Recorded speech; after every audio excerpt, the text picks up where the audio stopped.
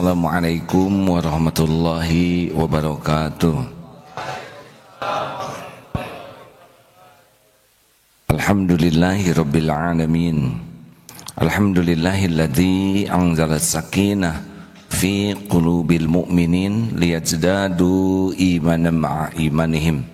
Allahumma salli ala sayyidina Muhammad wa ala alihi wa ashabihi ajma'in. Rasulullah SAW dalam sebuah hadis riwayat Muslim nomor 118, terjemahnya begini: bersegeralah engkau melakukan amal soleh sebelum datang musibah, sebelum datang fitnah, seperti potongan malam yang gelap, yaitu seorang pada waktu pagi beriman dan sore harinya kafir, dan pada sore harinya dan ada pula yang sore harinya keadaan iman dan pagi harinya kafir. Ia menjual agamanya karena sedikit dari keuntungan dunia. Nah, ini yang berbahaya itu adalah kita bisa dicabut nih nikmat iman ini. Berapa banyak yang rajin tahajud, rajin ke masjid, dan suatu saat hilang tuh kebiasaan ke masjid, tahajud, baca Quran, saum, yang biasa sedekah hilang. Ada orang yang makin turun imannya dan bisa bergelimang maksiat, padahal awalnya ahli taat. Maka Rasulullah selalu menganjurkan seperti ini. Ini ada beberapa riwayat, hadirin. Ini yang agak pendek, telah menceritakan kepada kami dari Al-Amasi, dari Abu Sufyan, dari Anas berkata bahwa Rasulullah SAW bersabda, banyaklah berdoa, ya muqallibal qulub tsabbit qulubana ala dinik. Ya Allah yang membolak-balikan hati, tetapkan hati kami dalam agamamu. Lalu ditanya, ya Rasul, kami telah beriman kepadamu dan kepada wahyu yang kau bawa, maka apakah engkau masih mengkhawatirkan kami? Lalu Rasulullah SAW menjawab, ya, karena sesungguhnya hati itu ada di antara dua jari-jari Allah Azza wa Jalla. Dialah yang membulak-balikannya. Ya muqallibal qulub, ikuti.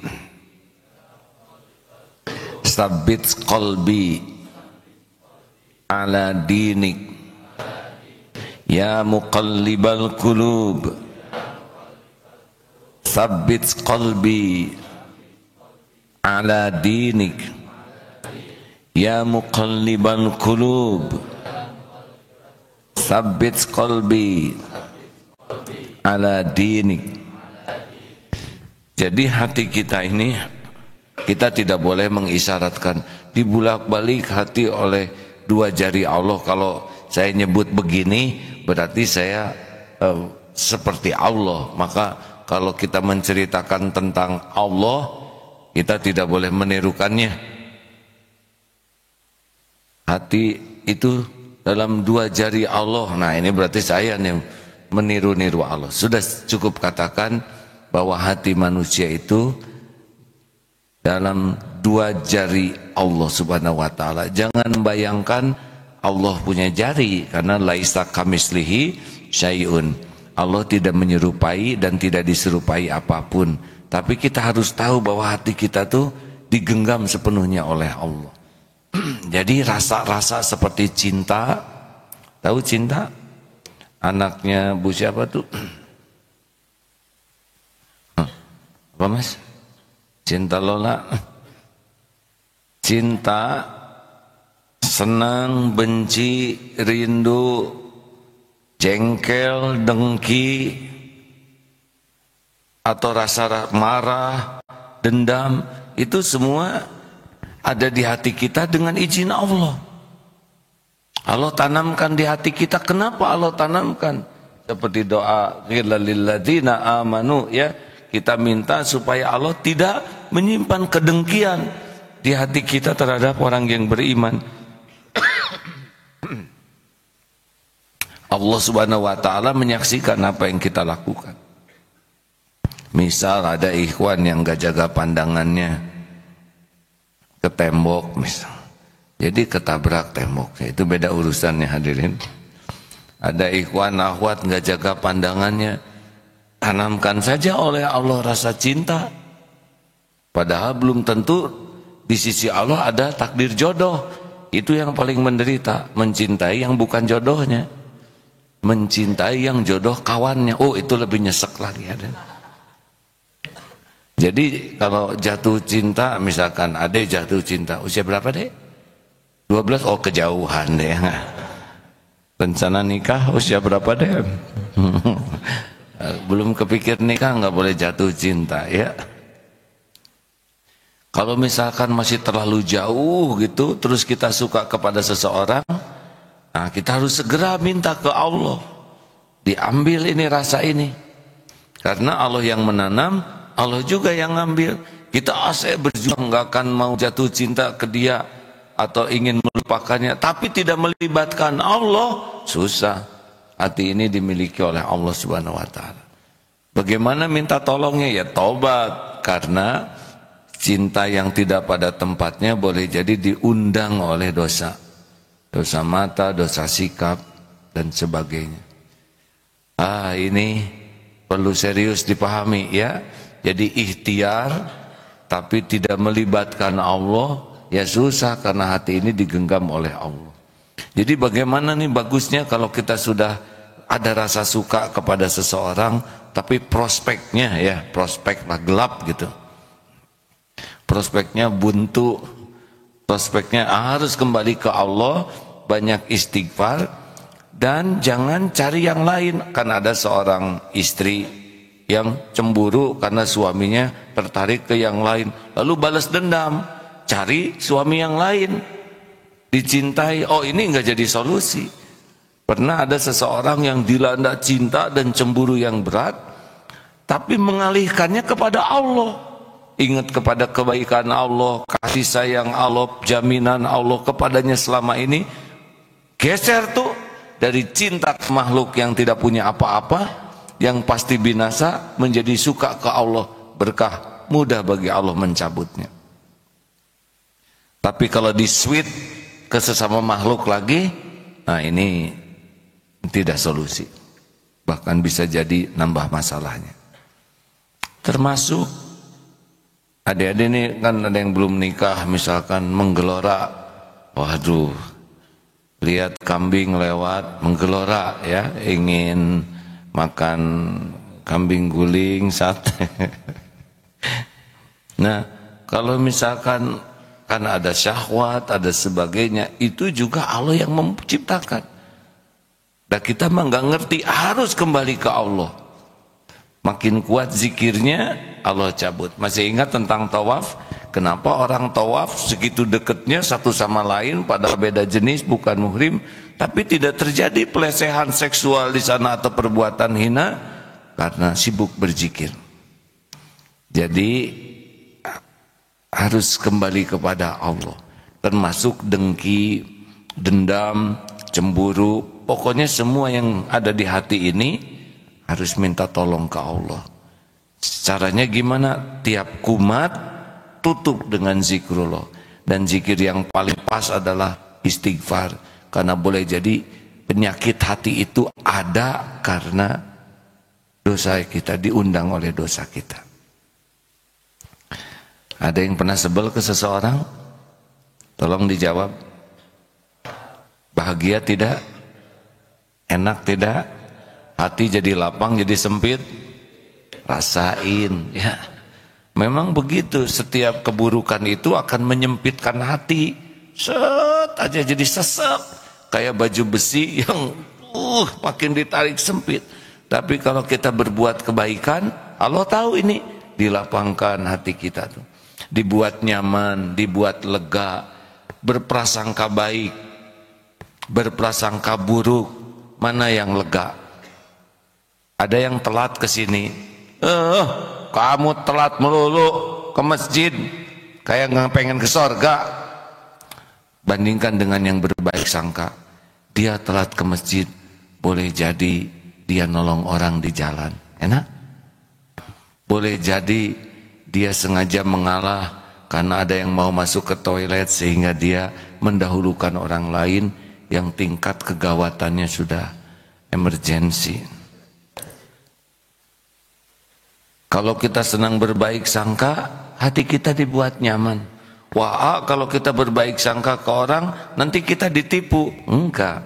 Allah tahu kita berbaik sangka karena Dia. Allah tahu siapa yang mau nipu kita. Allah tahu siapa yang akan berbuat jahat ke kita. Masa kita patuh ke Allah lalu Allah biarkan kita ditipu orang? Enggak mungkin. Kita berbaik sangka, ya. Oh, dia sahabat saya dekat. Baik sangka.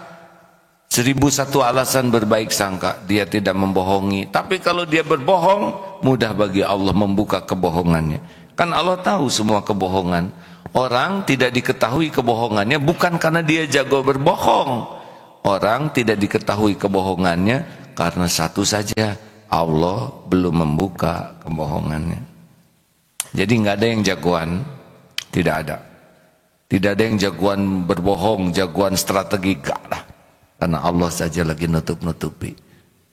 Sama, wah itu jagoan ini, jagoan enggak lah, itu makanya Allah saja lagi melindungi. Berapa banyak yang jagoan berkuda juga nyungsep, ya. Tidak ada jagoan di dunia ini, yang ada cuma satu, Allah menyelamatkan, Allah melindungi. Kalau sudah waktunya Allah berikan musibah, terjadi. Jelas hadirin sekalian, jadi pemilik hati kita siapa? Nah sekarang pemilik hati orang lain siapa? Siapa? Allah juga. Makanya dakwah ini tidak bisa membulak-balik hati orang. Dakwah ini amal soleh saja bagi saya. Tapi hati saudara-saudara semua Allah yang membulak-balik. Allah yang membulak-balik. Kita dakwah, ngajak, misalkan seorang suami mendidik istrinya, tidak cukup dengan menasehati, harus kuat doa juga. Karena Allah yang membulak-balik hati istri. Anak belum soleh, kita nasehati, kita atur, enggak cukup. Karena Allah yang membulak-balik hati anak. Begitu pula istri yang ingin suaminya soleh, tidak cukup dengan beragam strategi, karena Allah yang membulak-balik hati suami. Jelas tidak nih hadirin? Oleh karena itulah, kalau menasihati orang, ingin orang jadi baik, satu, kita perbaiki diri supaya jadi contoh. Dua, kita berikan ilmunya supaya paham. Tiga, kita doakan. Karena nggak bisa kita membulak-balik hati siapapun. Makanya jangan mengenal lelah di dalam dakwah. Dia sudah saya nasihati berkali-kali, belum berubah juga. Ya Allah, belum berubahnya. Kenapa dia belum berubahnya? Kenapa? Salah ngomong hadirin. Kenapa dia belum berubah? Mungkin kita tidak cocok nasihatnya dengan kelakuan. Saya sudah nyuruh dia sabar. Nah, berarti nggak cocok. Karena kitanya juga nggak sabar. Mungkin kita kurang ikhlas, ingin kelihatan hebat. Mungkin kita meremehkan. Padahal boleh jadi di balik banyaknya kesalahan itu banyak kebaikan yang kita tidak tahu. Betul? Udahlah hadirin. Kita harus tahu yang membulak-balik hati itu Allah. Nih ikhwan PDKT ke seorang akhwat. Misalkan demi kelihatan cakep, dia pinjem jaket teman. Kira-kira akhwat akan tertarik enggak? Belum tentu. Kalau oleh Allah dibikin enak mah enak. Karena yang dipinjem itu rupanya si teman itu, kita kan pinjem jaket sama teman. Nah ternyata si teman yang dipinjem itu pinjem jaket sama kakaknya si akhwat itu. Jadi ketahuan ini jaket kakaknya apes tadi. Ambil bunga, petik lah. Biasa ya seperti di film kartun. Ngasih bunga. Padahal itu hasil metik dari bunga tetangga. Tidak ada yang tahu. Tapi pas dicium, ternyata disengat. Jadi kapok. Nggak usah acting hadirin. nggak usah lebay, nggak usah caper, lempeng-lempeng aja. Kalau mau baik aja, sebab tidak ngepek. Kita pakai rayuan gombalisator, ya gak? Terang bulan di tepi kali, buaya datang disangka tali, nggak kira-kira. Lempeng-lempeng saja hidup mah, ya, karena yang ngebulak-balik hati adalah Allah. Di kantor juga ada yang kalau ada atasan sibuk rapi-rapi, tapi giliran tidak ada atasan, disangkanya Allah enggak lihat. Udah atasan pergi, dia malas, lagi tiduran aja di kursi direktur utama, ya kan bagian beres-beres. Kalau ada bos mah rajin tawadu, tapi kalau nggak ada bos seenaknya tidur di sana. Takdir aja ada yang ketinggalan, bos balik lagi, kan ketahuan. Tidak sulit bagi Allah membuka apapun yang tersembunyi, karena segalanya disaksikan oleh Allah, segalanya diketahui, dan segalanya dalam kekuasaan Allah Subhanahu wa ta'ala. Jadi sekarang harus waspada, jangan sampai pagi seperti ini iman, nanti sore sudah hilang nikmat iman ini. Minta tolong kepada Allah, ya muqallibal qulub tsabbit qalbi ala dinik. Kalau buat jamaah, berjamaah, keluarga, ya muqallibal qulub tsabbit qulubana ala dinik. Nahnu, kami minta dibalikan hatinya.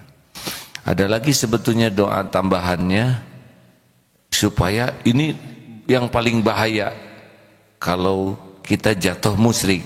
Allahumma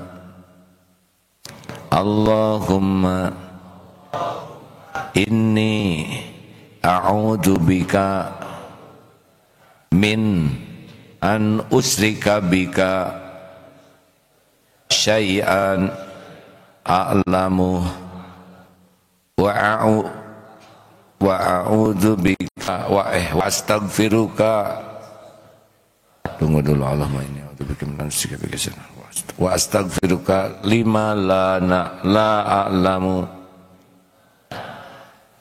Ya Allah, saya berlindung kepadamu dari menyekutukan Engkau terhadap apa-apa yang saya tahu, misalkan istri, suami, pacar atau apalah, benda, jabatan, kedudukan, harta. Itu kita tahu nih, saya lagi diperbudak nih oleh ini nih.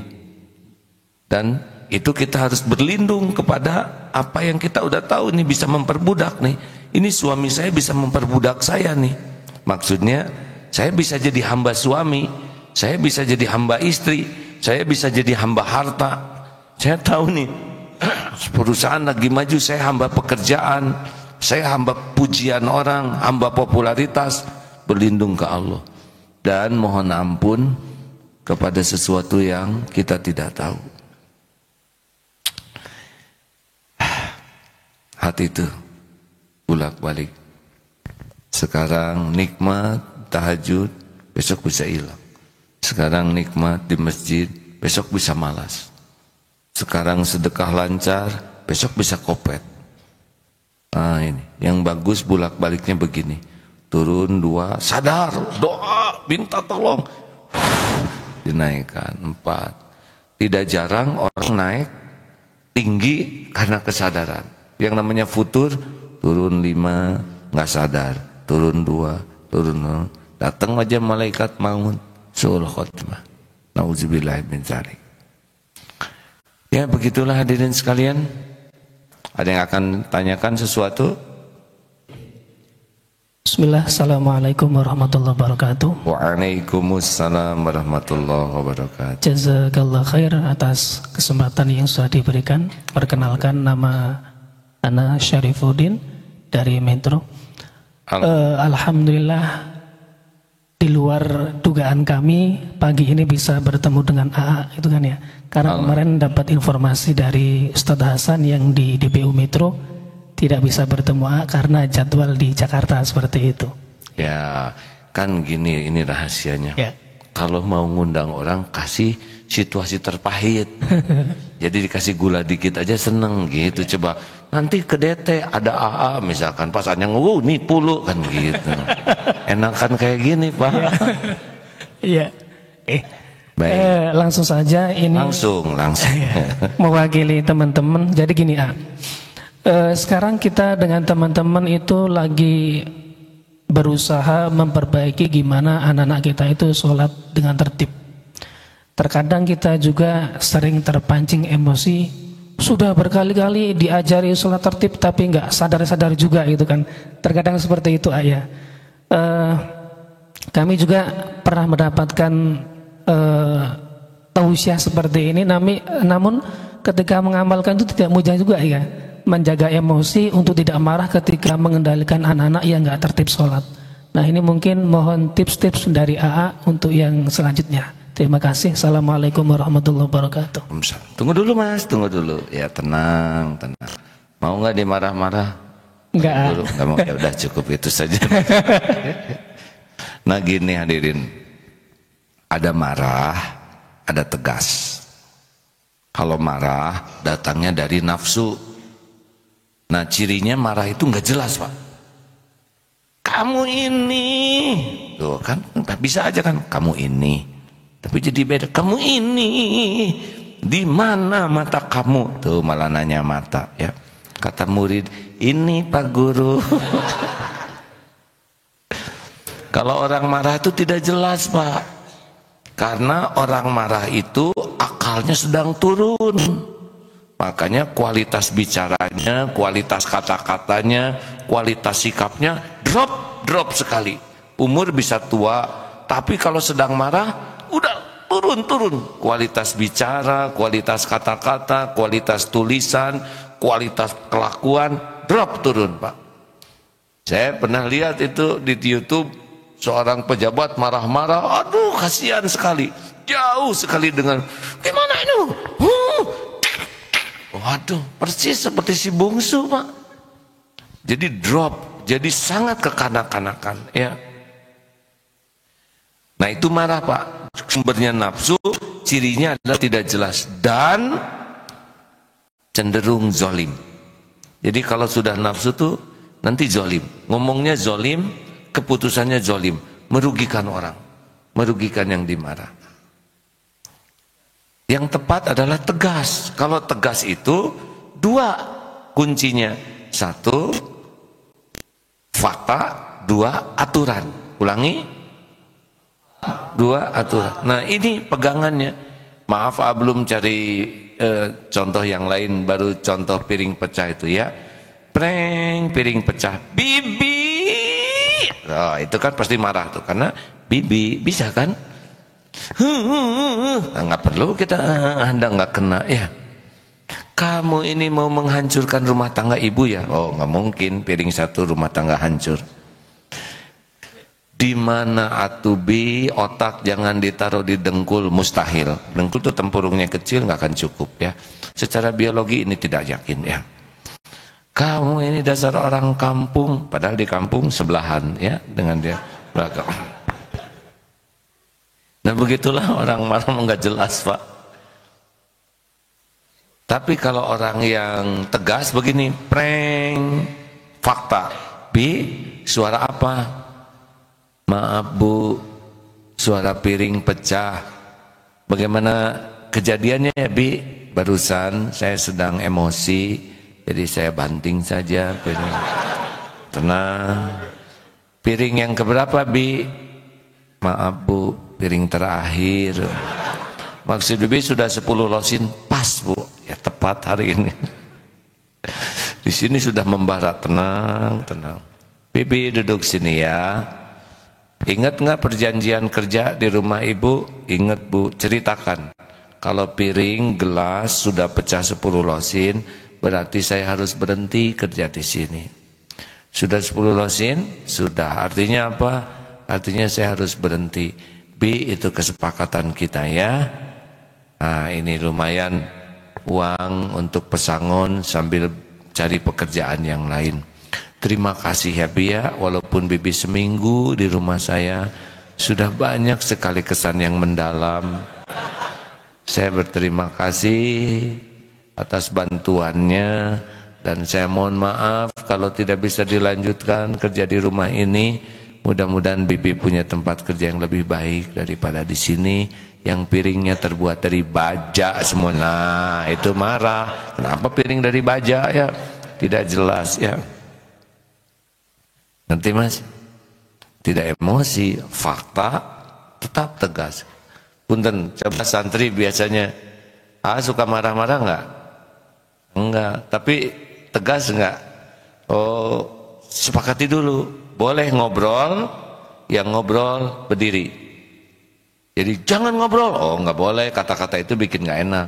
Silakan ngobrol, tapi yang ngobrol berdiri.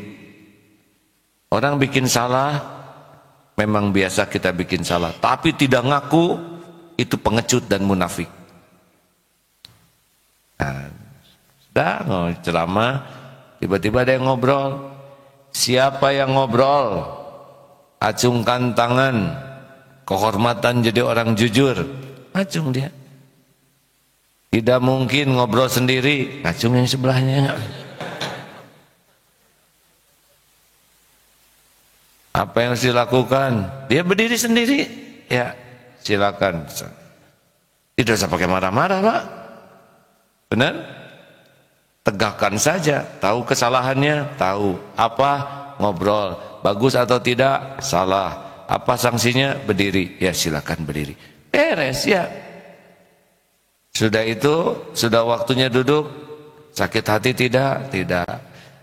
Misalkan duduk dia tidak berterima kasih, duduk aja. Berterima kasih tidak? Tidak. Apa sanksinya? Berdiri lagi, berdiri ya. Kan setiap dapat kebaikan harus terima kasih. Bukan saya pengen diterima kasihi, tapi mendidiknya begitu. Begitu Mas. Dan marah-marah mah nggak ngepek buat anak-anak ya. Jadi horor. Gini kan, SD dengan guru tuh beda posisi. Guru kan tinggi, Mas. SD kecil-kecil. Jadi kalau lihat guru marah teh horor, udah lihat lubang hidung dari bawah taring ya enggak. Jadi semakin mengerikan. Begitu Mas. Alhamdulillah. Tadi Ibu menanya apa Bu? Ya, Assalamualaikum warahmatullahi wabarakatuh. Izin bertanya, Alhamdulillah selama 2 pekan ini saya mengikuti salah satu program yang ada di DT ini, yaitu Daurah Qalbiyah. Daurah Qalbiyah. Ya, Daurah Qalbiyah. Dan yang mau ditanyakan itu nanti selepas dari program Daurah Qalbiyah, dengan ilmu-ilmu yang udah dikasih, itu untuk mengajak teman-teman atau lingkungan terdekat, keluarga untuk ke arah yang lebih baik lagi. Gimana caranya biar kita tidak tergelincir ke arah yang kita ngerasa lebih baik atau mungkin malah jadi sombong gitu. Mungkin tipsnya dari AA. Apa yang sebelum masuk ke sini ini teh udah kerja atau kuliah atau Ibu apa? Lagi wira swasta. Lagi wira swasta. Ya bagus ya. Alhamdulillah. Lalu mengapa ke sini ke Darut Tauhid? Karena kalau saya pribadi sih lagi ngerasa futur, jadi perlu dicas lagi. Oh, jadi sedang low bat. Ya, low bat. Kemudian sekarang cari power bank. Iya, kurang begitu. Nah, sesudah dicas 2 minggu ini apa yang terjadi nih? Alhamdulillah banyak diingatkan lagi, banyak muhasabah lagi. Meskipun itu udah dapat sebelumnya dari kajian-kajian, tapi ketika di sini lebih dicasnya intens lagi dan bisa lebih fokus, karena salah satunya juga lepas dari gadget yang selama ini bisa dibilang jadi racunnya gitu, Pak. Oh, jadi selama Mas Santan nggak boleh pegang HP ya? Ya nggak boleh, selama 30 hari lebih kita tidak boleh. Kangen nanti ya. Bisa dikekewak pulang dari sini. Bagaimana rasanya nggak megang HP? Lebih tenang, Lebih tenang, bagus. Apalagi? Justru ketika sebelum kesini karena mobile saya termasuk yang banyak sekali menggunakan handphone, jadi ya lebih tenang dan lebih bisa fokus sama Allah gitu, sama diri sendiri juga itu tadi introspeksi. Alhamdulillah, kerasa ya, lebih nyamannya itu. Iya. Alhamdulillah, alhamdulillah. Memang HP ini harus disiplin. Terus lingkungan Darut Tauhid ini gimana yang dirasakan? Berefek tidak lingkungan?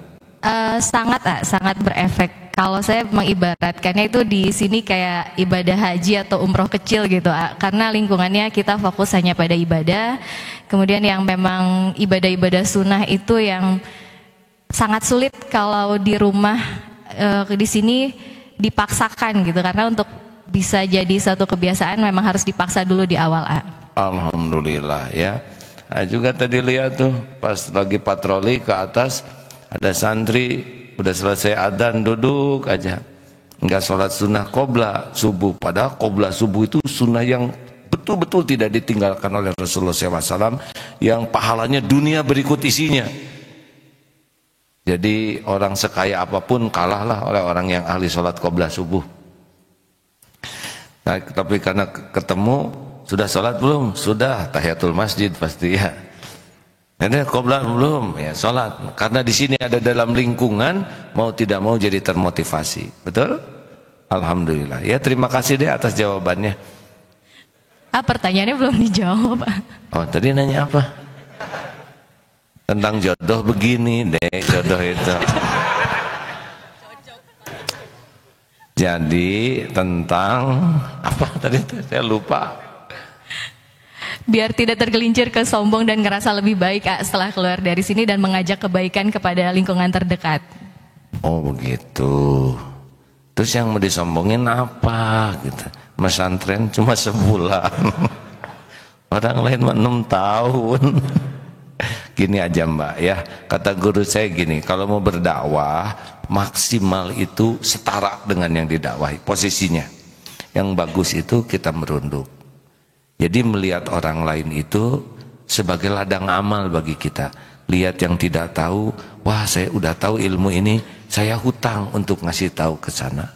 Lihat orang yang lupa, saya ingat, saya hutang untuk mengingatkan. Lihat orang yang tergelincir, wah saya juga gudangnya tergelincir, sekarang Allah nyelamatin saya hutang untuk bantu nyelamatin orang. Jadi posisi kita tuh sebagai pelayan, kan sayyidul qaum qadimuhum, yang melayani. Kalau kita udah di atas diri kita, jadi kerjanya menghakimi, bodoh kamu yang gini aja nggak bisa, pakai dong otaknya. Itu orang bukannya malah terdakwahi, sakit hati. Nih coba lihat, lihat nih kamera, lihat, ditunjuk-tunjuk wajah, bandingkan dengan jempol, enak mana? Pak Malaysia enak mana Pak? Enak telunjuk, enak jempol? Jempol ini Pak, ini ibu jari, ya ini telunjuk adiknya ibu, ya. Nggak ada jempol di sana ya, tam, ya. Ibu jari, mana enak? Tunjuk pakai ibu jari, ya. Why? Kenapa ini tak enak? Ini ibunya enak. Ibu jari enak. Begini, karena waktu kita keluarkan telunjuk ini, kita sudah merasa di atas. Kamu sini, buktinya apa? Ini telunjuk tidak akan keluar kepada orang yang kita hormati. Atasan, sini. Oh, buntung ini hadirin. Majikan, sini. Udah jamin tuh keluarin ya Pak. Komandan, ada apa kamu perang? Jenderal, minggir. Oh, habis dia Pak.